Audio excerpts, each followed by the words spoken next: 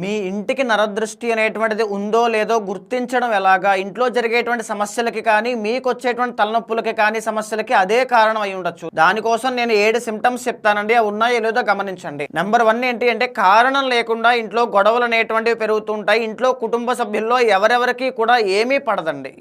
ఎవరు మాట ఎవరు వినరు. ఇది ఫస్ట్ సింప్టమ్. రెండోది ఏంటి అంటే డబ్బు ఎంత సంపాదించినా రూపాయి కూడా నిలబడదు. ఎలా ఖర్చు అవుతోందో, ఎందుకు ఖర్చు అవుతోందో ఎవరికీ తెలియదు.